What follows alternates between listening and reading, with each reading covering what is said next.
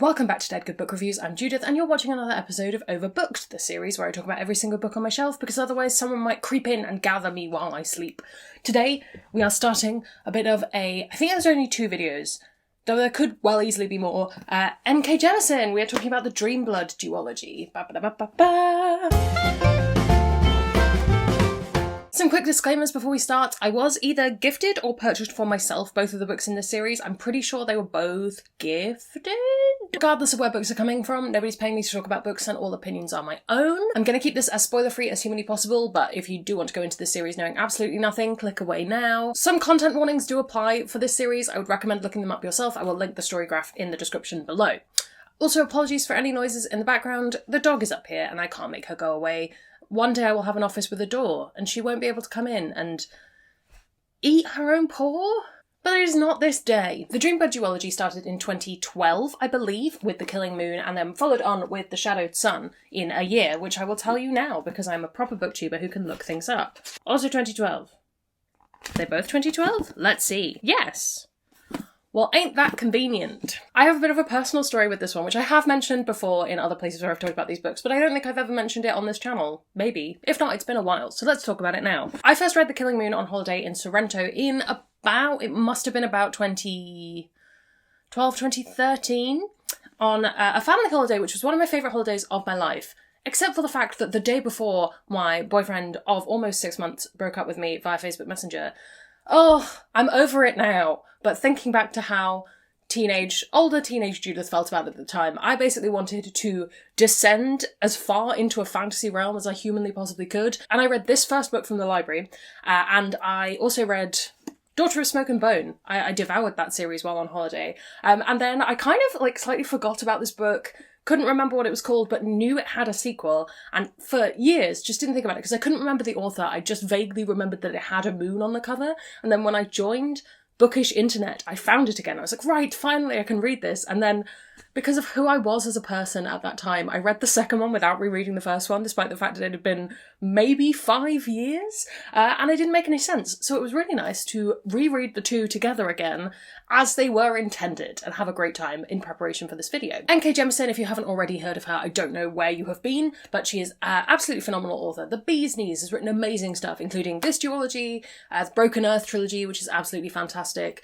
The City We Became is amazing. There's heaps of short stories. If you're wanting an author, you can just, enjoy all of their work. This is definitely one of them. We will be talking about the Inheritance trilogy next week, so stay tuned for that if you are a Jemisin fan. Her work tends to include themes of cultural conflict and oppression, so if you are looking to explore those ideas in a fantasy work, these are some works to go for. Let me read you the blurb of book 1, and then I will bring in book 2 as well. Words are going to be a little bit butchered, I'm sorry. Does this have pronunciation guides? No.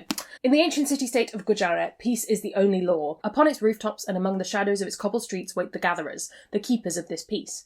Priests of the dream goddess, their duty is to harvest the magic of the sleeping mind and use it to heal, soothe, and kill those judged corrupt. But when a conspiracy blooms within Gujarat's great temple, the gatherer Ahiru must question everything he knows. Someone or something is murdering innocent dreamers in the goddess's name, and Ahiru must now protect the woman he was sent to kill, or watch the city be devoured by war and forbidden magic. Book 1, its own kind of contained story, hence why I was able to leave it for 5 years before reading the sequel. Book 2 is a time jump after that and follows slightly different characters, but you do need to read book 1 for the context of book 2. Yeah, book 2 is kind of like, here is what happened as a result of book 1. I really love the setting for these books. They are based on a sort of fictional interpretation of Egypt and Nubia. They're loosely inspired by, I would say, and it's a really enjoyable fantasy setting, especially for 2012 when things were very much more, even more than they are now, still very much in here's medieval Europe in every fantasy book. So if you're looking for something that is a little bit more fresh, different, interesting, if you're looking to expand your fantasy horizons, this is definitely a setting to go for. One thing I really enjoy is the cultural setup of this world, and this idea of gatherers and the cultural norms that the gatherers... It's not that they've brought it, but the fact that this is totally normal and that we get to see an outside perspective where that seems really weird or barbaric or whatever terrible words we want to use. And I really enjoyed the pervasiveness of that throughout the culture. I think it's really interesting, especially mainly because you primarily see this through people who are hugely involved in that. We are in the perspective of gatherers. So we primarily see people who are a part of this process, which, while it in itself is not flawed. There are different mechanics going on behind it that maybe need questioning. And I found the whole thing really fascinating, like the idea that places in this world do not have doors because the gatherers are allowed to come and go as they please, and therefore you wouldn't have a door. And therefore where there is a presence of a door, it's really fascinating. It's just a cool setting. Some elements of this do feel very classic, in very big inverted commas, because what do we mean by that? But classic fantasy with new things added in. And I don't mean that it's sort of like tropey or overtly lifted from other places, but just that this doesn't feel completely inaccessible if all you've read is medieval Europe fantasy. But it does also still have that fresh newness that I really appreciated when I read this. And bear in mind, when I first read this, obviously I hadn't really read any adult fantasy at that point in my life. I'd probably read... I don't even think the Inheritance cycle counts as adult. I think it's firmly YA. So I don't know. I was probably early on, so fairly accessible. I think it's much darker than it would be if you wrote the same story in a YA setting, for obvious reasons. But I do think there is some crossover appeal there. I forgot where I started at that point, but it moved on fairly quickly. I think that the character conflicts are very interesting, especially, as I say, we've got this world where one thing is completely normal, and that meeting odds with a person for whom that is bizarre and doesn't make sense, and why would you do that? I don't like that. And I enjoyed the meeting of minds in that sense. What was I reading lately that was like that? It might have been the Greenbone saga and this idea of who are the heroes in this story and what is it to be morally good and right in this world. I found that really fascinating.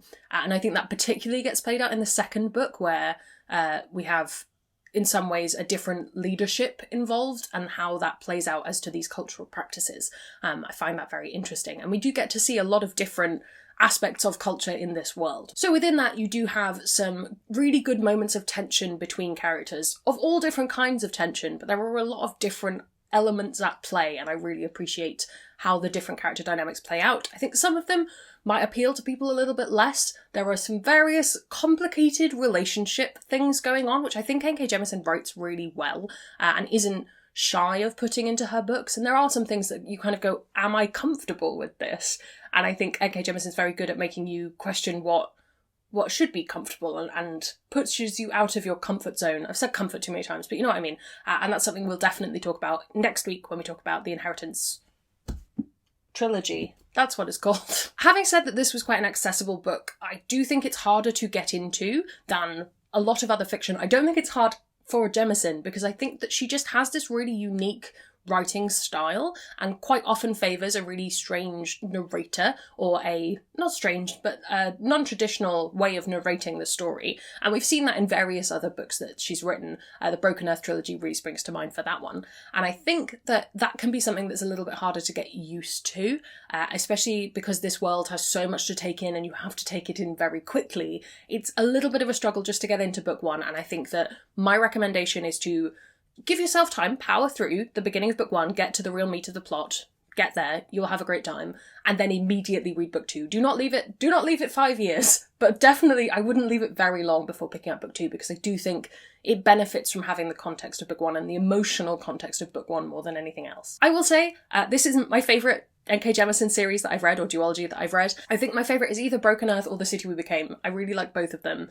I haven't quite decided. Maybe one day we'll do a read-through of all of her stuff and we'll really get our feelings out. I still think it's really good. It just wouldn't necessarily be where I would start. I've already talked about the Greenbone saga as something that isn't directly comparable to this, but I think there are some interesting ideas that draw parallels between the two, especially to do with morals and what's right and culture and tradition and all of the above. I think that there's some similarities there. I think if you were gonna read another Jemisin after this, I would personally go with the Broken Earth trilogy, partly because it's phenomenal, but also there are some other things that there are parallels going on here. Is there any other fantasy that I would recommend? I wonder about City of Lies, because again, that idea of uncovering what is at the heart of your society and what you believe to be true being different from what is in fact true.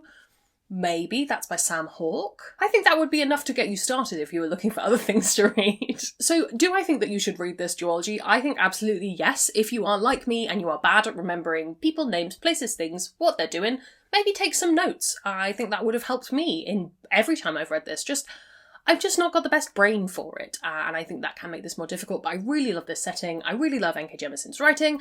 I will be recommending her stuff until the cows come home. Yes, go for it. Do the thing. But remember what the sequel is called. Make a note of the title. Don't do what I did. Have you read this? Do you have plans to? If you've read more Jemisin, what is your favourite Jemisin? Which one would you recommend starting with? Let me know down in the comments while you're there commenting. If you haven't already, please do subscribe. It makes me feel loved and appreciated. You can also follow me on social media. Come hang out on Discord where we have a wonderful time talking about books. That's all from me, and I will see you in the next one. Thank you for ending the video with a little shake.